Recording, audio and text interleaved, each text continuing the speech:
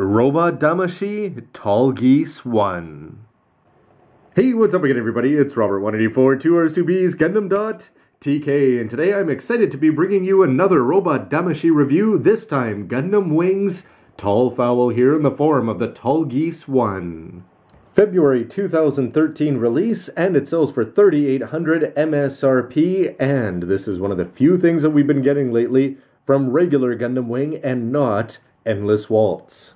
Side mobile suit, of course, from the Robot Spirits here, and they're not going to say Tall Geese 1, just Tall Geese, Robot Damacy number 134.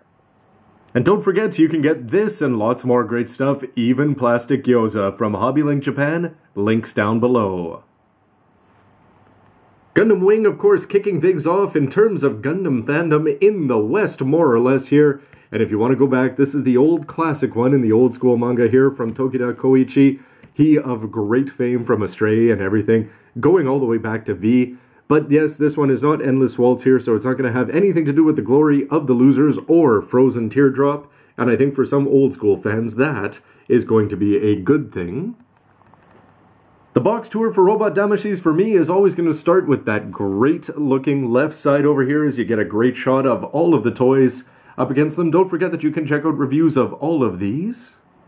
But the back is going to be showing off lots of cool features there, including just a great pose there, big gun in hand here. They're also going to talk about the rifle here that actually appeared in the opening. You can see the back, the thrusters are going to be all sealed up, and they should have a decent amount of mobility there. Beam sabers and shield, and some history about the development of the Leo and those 5 boys Gundams. But to see the real stuff here, it's inside the box we go. Where, of course, you're going to have the body and a whole bunch of accessories. Out of the box, you can see the booster units here, a swappable head, the rifle. You're actually going to have 7 manipulators there in total, 2 beam sabers down there to go along with the shield that's already attached, and the big Dober gun. Compared to the newer versions, one of the first things you'll see about the booster unit is that it is going to be in classic gray there. You can open this part up, and if you pull just a little bit here, you're able to open up this, and when you pull on one side, you can see that you've got a neat click mechanism there that's going to open up simultaneously. And barely posed right out of the box here with the boosters attached on, this is going to be the old school Tall Geese that I think we all know and love there. Great to see the details like that massive eagle there painted onto the shield, nicely done for you. And otherwise, all the color apps are exactly as you'd expect. With a little bit of gray down there in the feet, you can see the side skirts are going to have some colors there. Some cool line patterns back there, and the yellow in the back of the head to go along with the all-important red mop up there on the top of his head. He's also going to have a gray waist, it should be noted, with a couple tones there, a slightly silver tone and a darker tone. And a closer look at the upper body there, where you can see that there's going to be gold paint apps there around the neck. Yellow, well done there, very well for the vents on the chest. And you can see that they've gone to the details there of putting in a little bit of silvery gray over there to go along with the very well painted, and even the white there is two-toned. In terms of mobility, no front skirts to deal with, although you'll see that they are going to be able to move up there independently, which is a nice touch for a straight-out tall kick over there. And if you want to go out to the side, you're going to be able to go up about that much there, as the side skirts here are going to rotate up and down but not twist, and nonetheless these are just going to bang in the way. For the knees themselves, you'll see that you'll get a 90 from this, and if you bring it up here, you're going to get a very nice, close to 180 kind of bend there, and the ankles are going to rotate off to the side nicely, forward and back, and you can always get the toes down, which is a nice touch if you want to go aerial.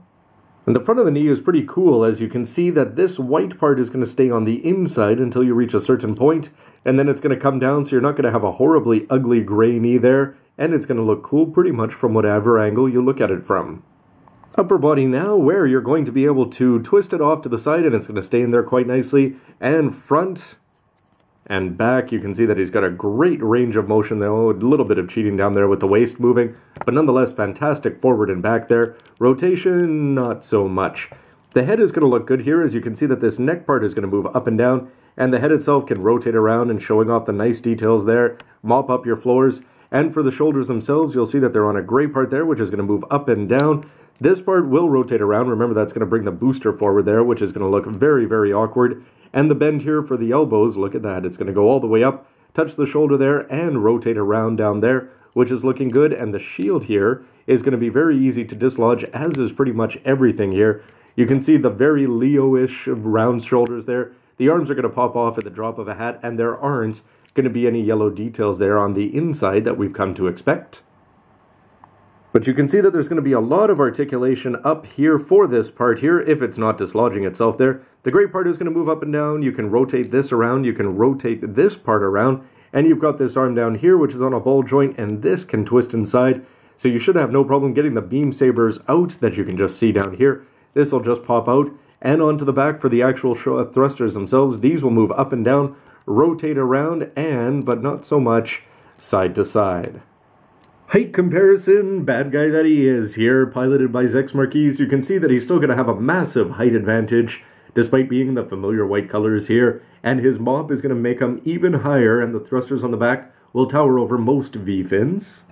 Unless he's up against a monster like the Destroy mode of the Unicorn Gundam here. This is high-grade Universal Century, not Robot Damashi, but you can definitely see the differences here in just quality and construction, but the Tallgeese is holding up quite well. But back to Robot Damashi with the new Gundam here on the right, sans fin funnels, which you know would make his left side a whole lot taller.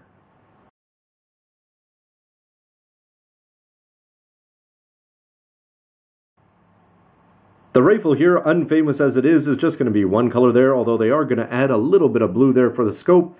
And you can take the F hand here, which is just going to slide on, and hold the weapons and hold them on snugly. And looking down the barrel here of the rifle, you can see that he's going to do a good job with one ankle, but the flat feet, not always going to be there. It's still great, though, that you can bring the whole arm up here and have the thrusters pull up vertically there, so they are still going to be in the right position. But this is the kind of gun that you'll probably use once and then replace it with something a little more famous. Like the Dober gun here, which if you can make it out is actually going to be in a different color here from the regular rifle. And in terms of playability, it's actually got a few features on it. You can see that the plastic's going to be a little bit different here as this bends up and down, but you can take the barrel and extend it, which is going to be pretty useful when you actually want to have it shortened to hang off the shoulder. Which you can do by taking this dangling participle over here and just attaching it onto this hole, which is going to be included. And you've got lots of mobility built in over there, so you can swing it all around. It might look a little bit awkward at some angles, but a few simple tricks like just twisting it a little bit up forward and in, and the same thing with the shield there is going to make this guy look even cooler when he's just standing there, unarmed, just hanging off the shoulders. With the swappable head here showing off the nice features in terms of the yellow there, with a nice slightly metallic gold paint job there for the front. And when you attach this onto the body though, you're going to be losing this second part here that provides the neck, if you will, for the regular head. This one is going to move just a little bit, rotating there and forward and back, not at all the kind of thing again that you might just do only once. And for more play options here, you can just take off that whole bend mechanism and you can see that this grip here is going to rotate around neatly.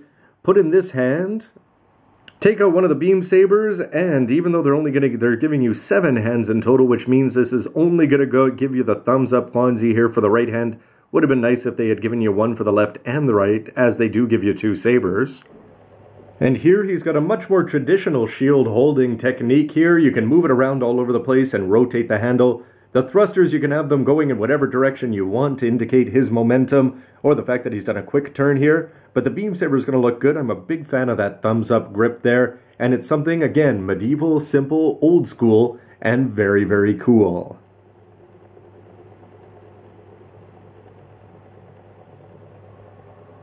But with a Robot Damashi stage under him, this one is Els Quanta. You can see here the thrusters, they just need to be open when you get them up here aerial. Compared to before, they're a lot easier. You're just going to make sure you don't open them up too far, and even if you do, they're pretty easy to reset there. The shield is going to look good in hand, and that Dober gun there is going to fit rather well here. Even though it's going to be off to the side of the arm, it's not running into the regular problems that you would with a lot of Gundam weapons when they don't sit over the forearm. Sitting off to the side here, no issues. The tones and the colors there, the 2 of them that you're going to be getting is looking good, and this guy, no matter what pose you put him in, is going to have him coming across as looking very stylish, very poseable, and very dangerous.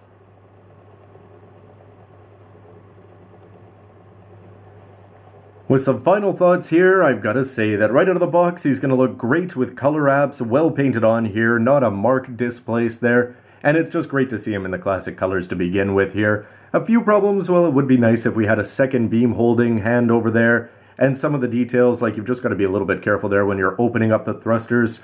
But in terms of the positives there, the fact that they're giving you 2 beam sabers here, the shield works. It's got 50 million different points of articulation there, in hand or on the shoulder. The Dober gun is going to look good hanging off the shoulder there. The thrusters are going to be great all over the place, especially in their open position there. You can have them go in the same direction, opposite direction. It all looks good. The shoulders are a little bit flimsy as things can fall off there. I'm talking about the white armor coming off, and it would have been nice to see a little bit of yellow in there. That is one of the positive changes that I'd say. But overall, this guy, the guns are cool, the shield is cool, the rifle as just a toss-in is the kind of thing that's fun, but most importantly, this guy, does he capture the power of the anime? Definitely yes, and if you get him up aerial, the sky is the limit for this tall fowl. Anyway, everybody, that's just my thoughts. I'd love to hear your thoughts with a comment down below. What do you think of the Tall Geese one? How does it stack up compared to other Robot Damashis and other Tall Geese? Anyway, everybody, thanks for watching, and stick around for lots more news, reviews, and everything else you can use. See ya. Sorry, New, it's in my contract. I've got to be taller.